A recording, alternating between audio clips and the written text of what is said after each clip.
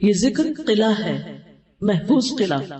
جب انسان اللہ کا ذکر کرتا ہے تو ایک محفوظ قلعے میں آ جاتا ہے. کس کس چیز سے قلعہ ہے؟ کس کس شر سے؟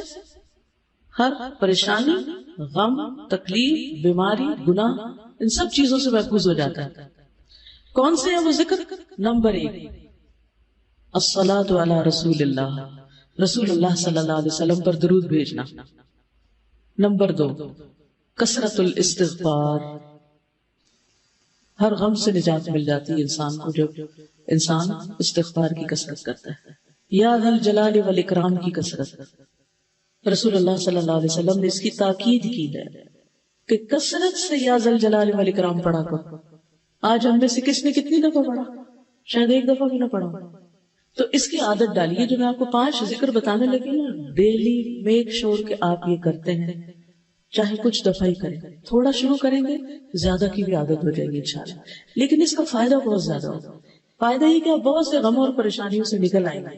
جب ان سے نکلیں گے تو آپ کو وقت بچنے لگے گا، اور وہ وقت آپ مزید انویسٹ کر سکتے ہیں ذکر ہی میں. پہلا کیا ہے؟ درود شریف. دوسرا استغفار. تیسرا یا ذا الجلال والاکرام. آپ نے فرمایا الغزو، اس کو زیادہ کر لو، لازم کر لو. اور اس میں واقعی بہت بڑا راز ہے، کیونکہ اس میں اللہ کے 2 ناموں کو خاص کیا گیا.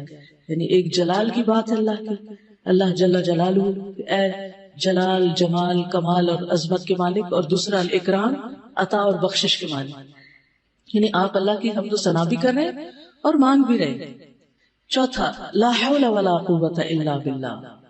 نبی صلی اللہ علیہ وسلم نے صحابہ کو اس کی بہت تاکید کی اور فرمایا کہ یہ جنت کے خزانوں میں سے ایک خزانہ ہے، اور آپ اس کو پڑھنا شروع کریں تو آپ عجیب و غریب تبدیلی اپنے اندر پائیں گے. نمبر 5 لا الہ الا انت سبحانک انی کنت من الظالمین وکذالک ننجی المؤمنین. غموں سے نجات دے.